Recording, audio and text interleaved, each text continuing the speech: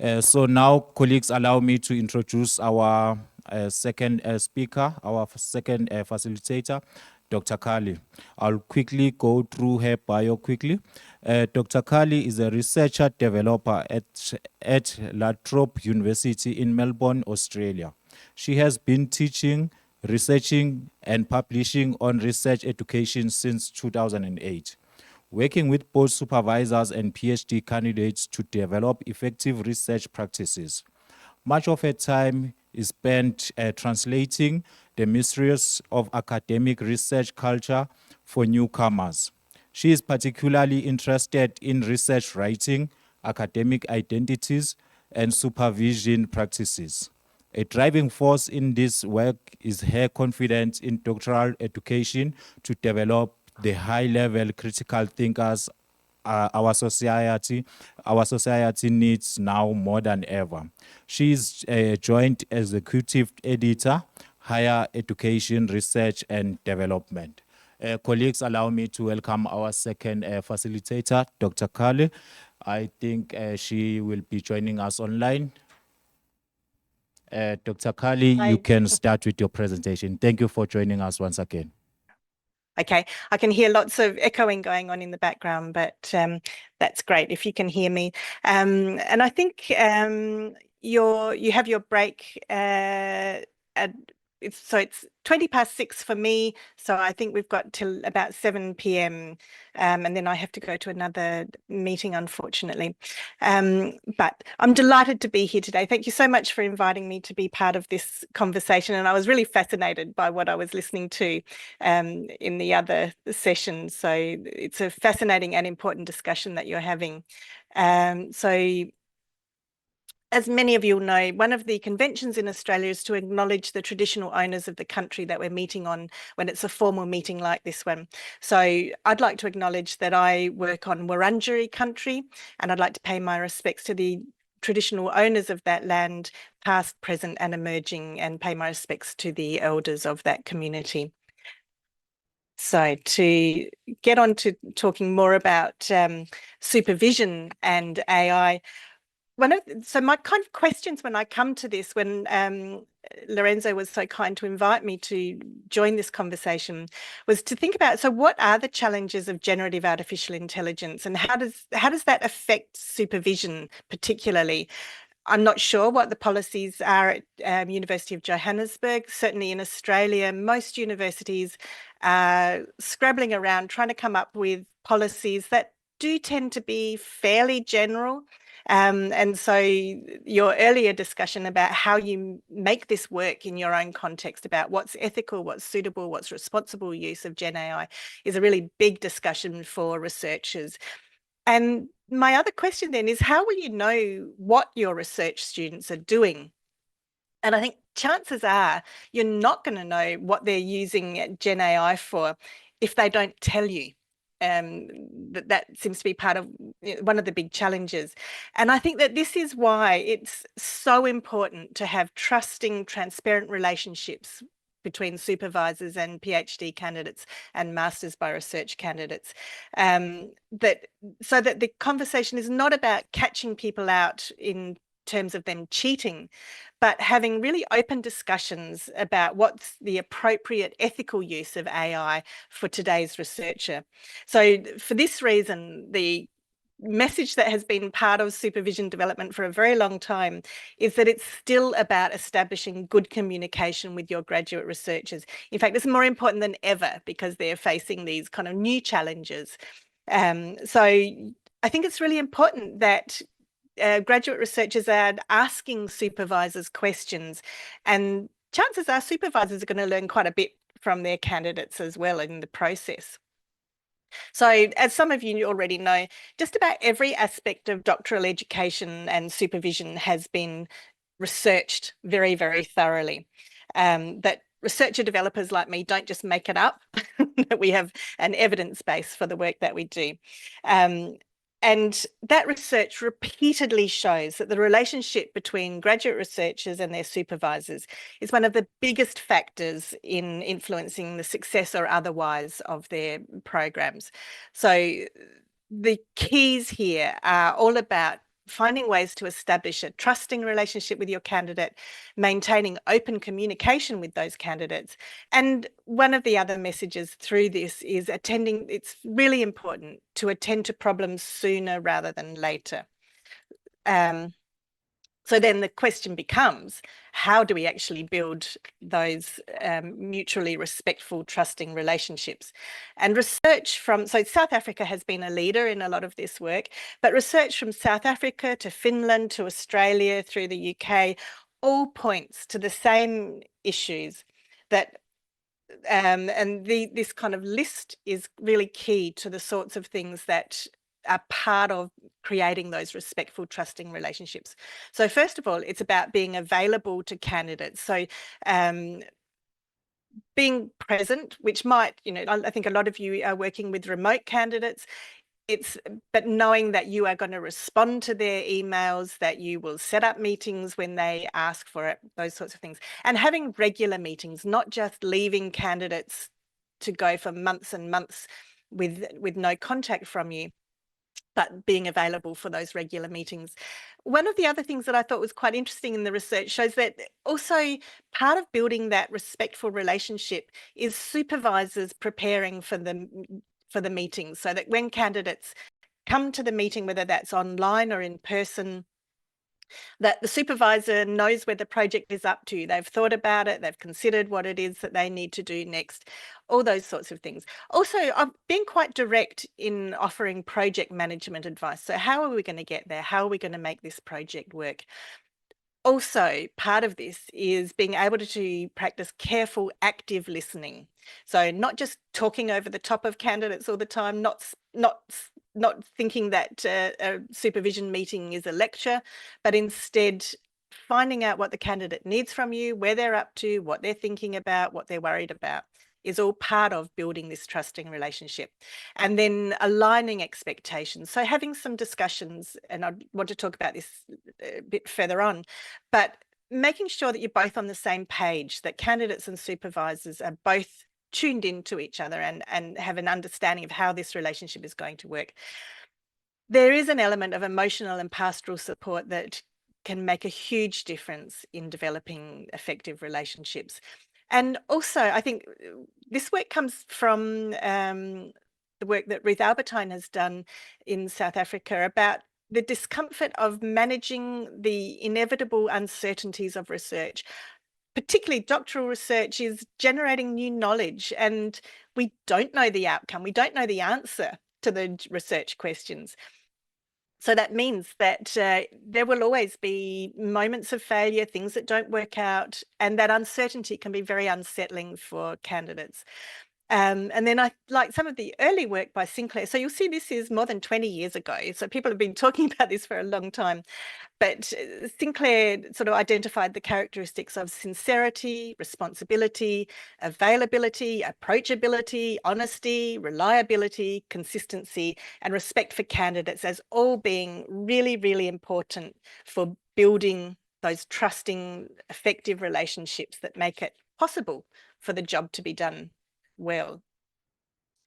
So when I'm talking about relational pedagogy, what I mean by this is that I like this definition from Sue and Wood, that they say that relational pedagogy develops connections between learners, and this presupposes a learning environment that is planned with the intention of forging and nurturing learning relationships. Arguably, the foundations for such a learning environment are grounded in trust, a sense of belonging, reciprocity, and an openness to students and teachers learning from one another. So in this situation, the teachers are usually the supervisors. So this suggests a flatter, more democratic and less hierarchical power structure in the classroom or the supervision meeting, in contrast to the traditional conception of a student-teacher relationship. And I think this absolutely makes sense in the context of doctoral education, where we're training researchers often to become colleagues, but also to take up a kind of professional role, to work as the autonomous researchers that we might expect them to be by the end. So there's lots of ways that we might demonstrate how we do relational pedagogy, so how we set this up in a doctoral supervision relationship. I find this work from McDonough and Sanders really helpful for showing us how we can create the conditions for creating a trusting relationship. And I'm really interested to know a little bit more about what this looks like in your particular context of Johannesburg, of the University of Johannesburg in South Africa. Maybe some of this resonates, maybe some of it's really not even possible given the particular social and cultural context that you're working in. So what I'm going to do is I have a link to this kind of easier version of this document. Let me see, copy link. Can you open this file? So people online have got the link, and I think I understand in the room that everybody has a hard copy of this. Is that correct?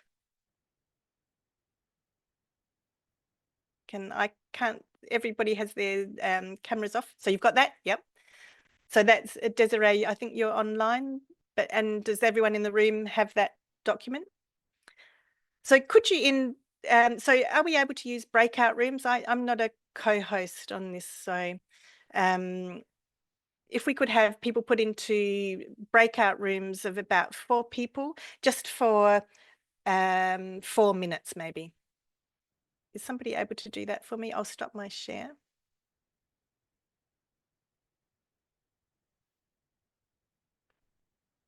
Oh, here we go. Breakout rooms, rightio. Let me think. Can we have,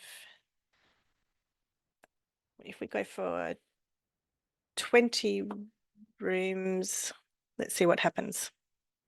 Open all rooms. So maybe 3 minutes just to have a quick look and discuss. Pick your top 3 things that you think are the most important for your own context, for helping you develop, or the most possible, the most effective ways of developing that trusting relationship. So just 3 minutes for a quick discussion in your team, choosing 3 that you think are the most important.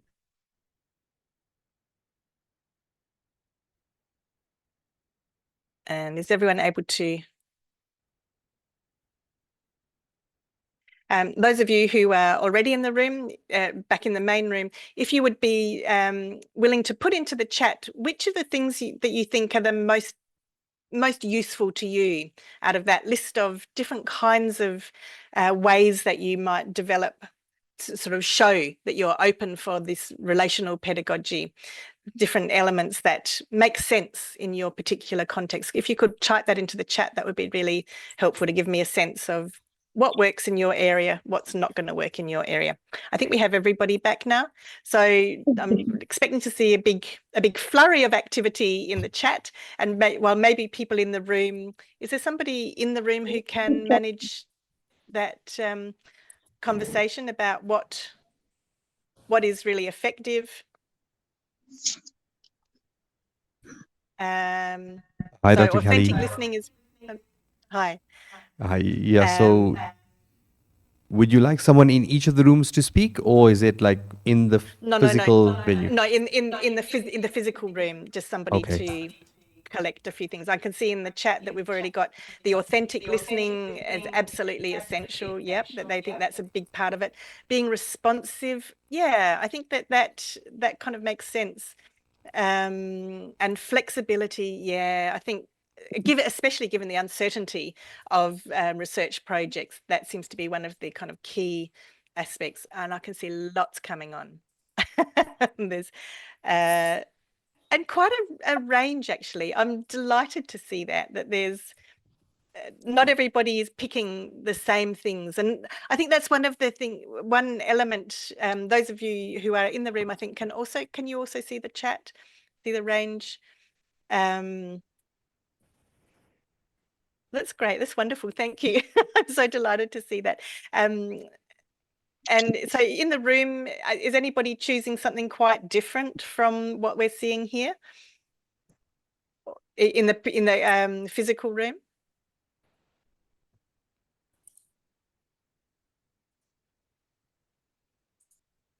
Dr. Anybody Kelly, want so to they call just out? Yep. We're just going to display the chat on the screen, and then we'll see, so the physical audience can see if there's any differences between the choices they have and what has been put on the chat.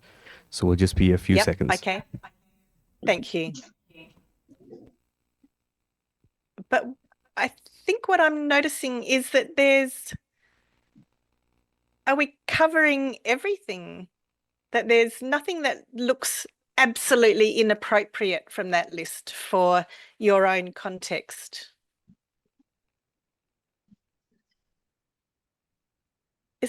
When you read that, so maybe the main question then to the people in the physical room was, when you were reading that list of features, was there anything that you thought, no, never, not in my context, I could never do that?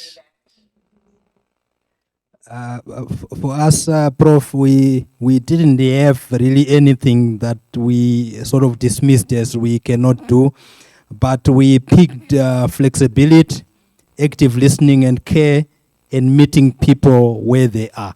So we thought that those, they actually speak to all of the other elements that are within this relational pedagogy. Yeah, fantastic. Okay, so that's really, it's really interesting for me, but I'm also delighted that these elements resonate with the particular context that you're working in, and it's going to make sense for you as well as for candidates too, one would assume. Okay, so then the kind of next little element of this is Hi, to think about how, oops, sorry. Yes. hi, Dr. Kelly. Yeah, we're just chatting for some of the points, and what we see is some of the things are not really practical within the timeframes within the university. Yes, ideally we could do all of these, about plus minus 15 components. However, it's not really practical. So I think, yes, we can say in an ideal situation we would want everything, but in terms of what can we get as a short-term goal, I think one of the things I'm looking at is striving to foster a welcoming environment for all. Those things are low-hanging fruits that we can achieve. But if you ask someone to say, let's meet people where they are, in a very cultural and diverse atmosphere, in example, in University of Johannesburg, in the location we are, it's gonna be a few sessions that's gonna be held to identify how do you meet people where they are, to identify that. So that's where our thoughts are. Yep, thank you. That's really helpful. And I think, so what that's getting at is the idea that instead of just sort of pitching the conversation anywhere, meeting people where they are is trying to kind of tune into, okay, so what do you already know? What are you looking for in this? So it's kind of getting to know people a little bit. And instead of kind of imposing a particular program or a particular set of expectations, perhaps, that might be not appropriate, like they might be pitched too low. This person is already way ahead of some of the others in their group, or that are kind of have come from a very different kind of work or educational background and need more time. So yeah, that idea of meeting people where they are is not about kind of physical so much as where they're up to in their research journey. So yeah, but it's a kind of interesting, I'm always interested in the different ways that we might interpret these phrases, particularly in the different settings.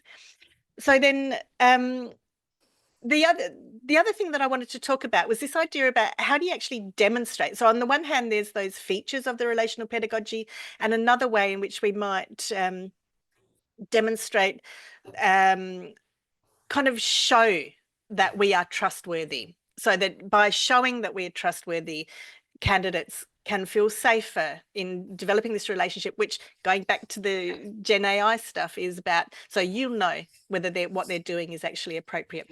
So this comes from a whole other research project that I'm doing. The bits that are important, I think, for today's conversation is thinking about, so if we're trying to demonstrate trustworthiness, what is it in terms of our behaviour, of our actual doing of research, that we can demonstrate our trustworthiness? And I think that if we if supervisors really actively and sort of overtly attempt to show that they are conducting research as ethically as possible, that they prioritize the ethical conduct of research as one of the things that they're doing all the time, and that's demonstrated, that students can see that supervisors being really careful about the ethics applications, that they're not cutting corners in the way they set up a research project or research methods, that they're not fudging the results to get the answers that they want, or they're not insisting on being listed as co-authors on papers if they're not actually meeting those requirements. So supervisors' actual behaviours can demonstrate their ethical approach to research and therefore show their kind of integrity and trustworthiness in that respect. And then when it comes to thinking about how can supervisors demonstrate trustworthiness in terms of their attitudes, I think there's a few things that can work well here. One is being involved in collaborative research design with students and with stakeholders. So rather than simply imposing an idea about how you think things have to happen, instructing, ordering the students about, instead asking the questions, working out together in a very kind of sort of open and direct way, so that it's clear for the students that their ideas are being listened to and incorporated into the project design. And then you can overtly link those research outcomes to your own broader attitudes and broader moral values as well, moral and ethical values. So keep explaining, for example, why you do believe that this work is significant, that you think it is really worth doing. Be clear and open and direct about why you think it's worth doing. And then also helping your students develop their research, their kind of own broader networks and connections can also be used to show that you have a kind of benevolent approach to fostering their well-being, their success, their future opportunities in the work. Again, these kinds of things help to develop that sense of trustworthiness. And then when it comes to your own intellectual capacities, remembering that's really key to helping students trust in your expertise, to help them know that they're in safe hands when they're working with you as their supervisor. So for example, making sure that you're up to date with current understandings of how to use AI ethically in research. That's exactly what you're doing today, which is kind of fantastic, but also helpful for students. And then knowing that you can work together with your candidates to actively reflect on the processes of analysis and to critique the findings and discuss potential alternative interpretations of the data, bringing your intellectual capacities, your ability to reason, reflect, analyse into that discussion with candidates rather than just telling them the answer without them ever knowing why. And then through such discussions, I think that also shows candidates that you're really open to learning and open to change.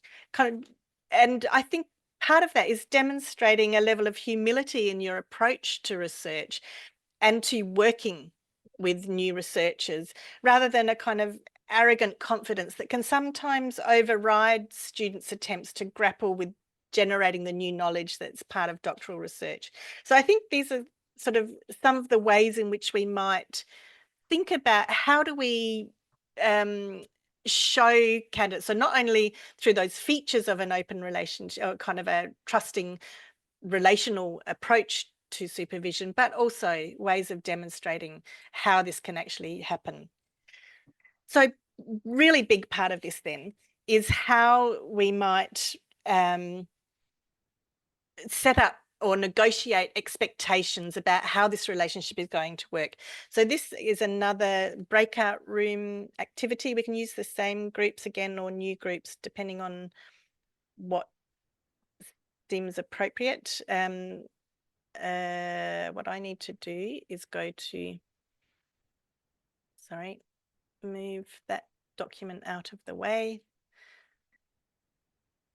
And here's the new link. So for those in the physical room,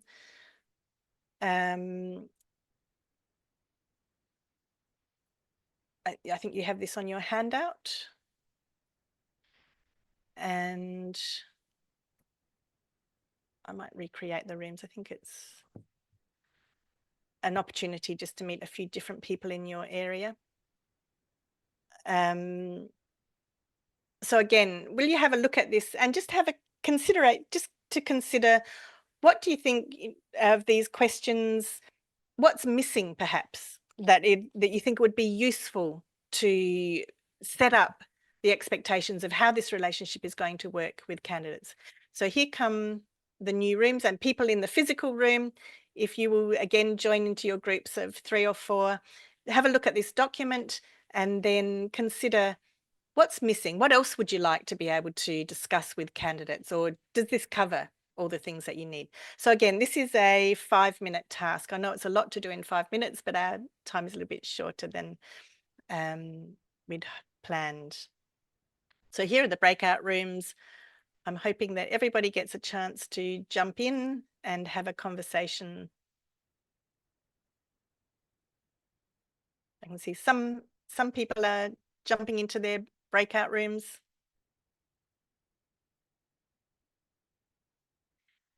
So those of you in the room, everybody's back again now. So when you look at that list of questions where you kind of work out who's responsible for what in the supervision relationship, what do you think is missing from that? Are there things that you would also want to be able to ask candidates about? So people online, please type into the chat. People in the room, any suggestions, or does that cover everything you need to know?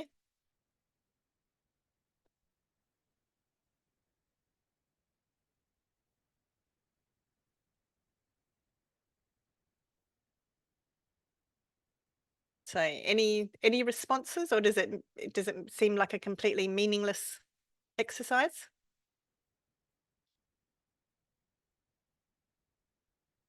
Hi, Dr. Kali. So there has been some discussion in the room. At this stage, no one seems willing to speak up, but I think that the chat seems to be quite active as well.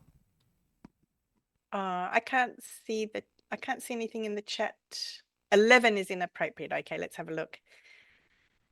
Oh, yes. Okay, so you would say that so if you're going to put it on that continuum, that you'd put that as a number 5, that the supervisor should be very wary of contributing too much to their thesis.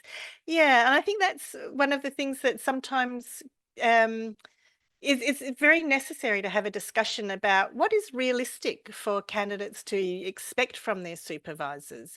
You know, how do you see your role? And I think that's one of the things. So the idea of this is to kind of have a look at, you know, who's meant to be doing this work, which side, where would you place yourself along that particular list? And sometimes people say, well, I want to talk about all of these things. Although I personally find, which one is it? Number 4, I think, is a really interesting one about how close a personal relationship is really appropriate in this area. That do we think that it's, you know, what does close relationship mean? You know, in Australia, we're kind of very wary of what might be seen as an exploitative personal relationship that is much too close and not professional anymore. So that's one that I'm, especially if the candidate says, yeah, I think we should be extremely close friends, and the supervisor says, no way. So it could be slightly awkward, but maybe something that needs to be mentioned as well. So yeah, I think Halima, I would agree with you that being careful, keeping it. I personally prefer a very professional relationship. And then number 9 is, yeah, so who has responsibility for the whether or not I think sometimes it's whether it for examination, and that can be quite difficult. I think if a candidate believes that it's fabulous and the supervisor is thinking, this is just never going to be this is not going to get the degree. It still needs more work. And so talking about these things in advance can be really, really helpful. Yeah, Adelaide, I think that, again, sort of thinking about where does the weight of responsibility lie in all of those questions. 8. Yeah, so number 8 is also talking about trying, so particularly in Australia, the way our funding works means that finishing on time has big financial implications for the candidate as well as for the university. So I'm not sure if your candidates are on scholarships, then when the scholarship money runs out, sometimes then they face really kind of severe financial hardship. And so that is a reason to try and make sure that people finish on time. In other situations, that's not such a big issue. So it's kind of interesting that that's one that you would be kind of looking at. And 7, about the supervisor. Somehow it often feels like the supervisor has the bigger responsibility to see it through. This is kind of sometimes easier. And again, this will depend on university policies as well. But it can be quite hard for supervisors to withdraw from a project that they feel, conflicted about continuing with, or a candidate they find very difficult to work with. Whereas candidates might be able to say, I'm looking for a different supervisor with different expertise. But again, these things are going to look very different in your particular environment. And even within the university, I suspect that there's different subcultures within disciplines where the ways in which these things can happen is going to be quite different. Yeah, Christian, your reputation is important. Yeah. And that, that's for your own integrity, but also for the institution as well. And number 5. Yes. And so that's a really good point. Thank you, Jennifer. That's one of the things. So you could use this document as a discussion with the candidate. So the idea is that the supervisor and the candidate fills it out separately about who they think is most responsible for what, along that spectrum, and then compare their results and find a place, find where you're in alignment, but also where your expectations might be quite different, and be able to have a discussion about that. So quite often people find that, yes, it does change over time. And so doing this each year when you do the annual review, or the milestones, are an ideal opportunity to revisit a document like this and consider, is this still how we think we should be working together, or is the candidate becoming more independent, more autonomous?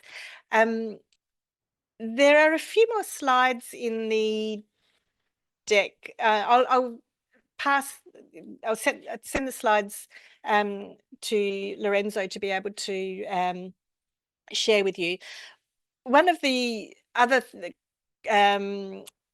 things I wanted to ask you about was, first of all, about sending agendas. Well, students sending agendas for what they want to talk about in supervision meetings, but then also sending summaries of what was decided. And again, that written communication can really help make sure that everybody understands the same outcome, the same decision making in the meetings. And that may well be part of your process anyway. But I've included a link on the slides to a possible agenda document that you might use. And if you do choose to use it, then you might want to add some extra topics for discussion, or you might remove some things that are not really relevant. And I also wanted to ask you what software you use for project management.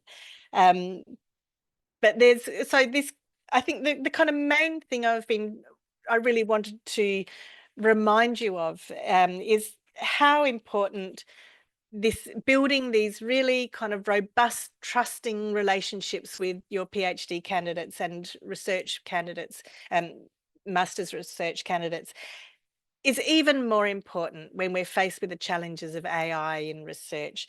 so that ways of developing those trusting relationships is absolutely key to making sure that the work gets done well, so that candidates know that they are safe asking you questions, that you're not going to jump down their throats for being unethical, but instead seeing that as an inquiring mind who's trying to learn about how to best do research in today's world.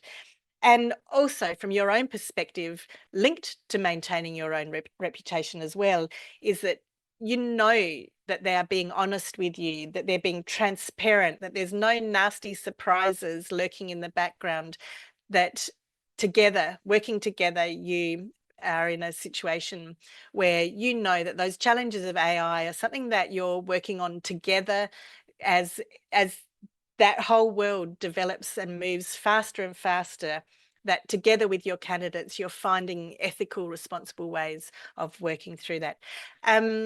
Adelaide, I don't have particular preferences for software management. Some of the things that are readily available are things like Trello or Asana, but I suspect there's quite, lots of other ways, other things that people find really helpful. Sometimes even having a Gantt chart. Sometimes some candidates seem very reluctant to even making a plan based on a timeline. So I think that's one of the challenges, using AI to assist the student. So Peter, one of the things that I am sort of wary of is giving away intellectual property, so that trying to make sure that you're actually using anything that you're doing, if you are using it to analyze material, is to make sure that you're not also uploading that to the rest of the universe. So mostly what we're seeing at the moment is people using AI particularly in doctoral work, more for tidying up small patches, small sections of writing, but not kind of giving away or putting into the public domain too much kind of critical material, sort of critical to the success of their project. But I think you've also got more people, the generating suggestions. My impression, even of the kind of best paid versions of things, because it's always relying on what is already, like, it's always kind of retrospective, it's using data that's already out there. You have to know a lot about the field to know whether the suggestions are actually new questions or relevant questions or of interest to the discipline. So I'm not too worried about the kind of human element disappearing out of all of that. Your kind of level of knowledge and understanding of the field is just as important as it always has been. But there might be kind of faster ways and sort of effective ways of finding literature, but you still have to be able to know, are those, even if you're trying to ask it to categorize the themes from that literature, you still have to be able to understand whether or not that's actually relevant to the field, or does that make sense for the project that you've got in mind. So I'm sorry, I have to go to a big family occasion now. I'd love to stay on. I was really sorry I couldn't stay and listen to the whole of this morning's work, because I think that you've got some really, really interesting speakers and topics to come up with. So thank you everybody for letting me have a little bit of a conversation with you, and good luck in developing and maintaining those really good relationships with your candidates. The things that I saw in the chat and your responses to my questions make me think that they're actually in extremely good hands at University of Johannesburg. So thank you everybody. I really appreciate having some time with you today, and enjoy the rest of your day together.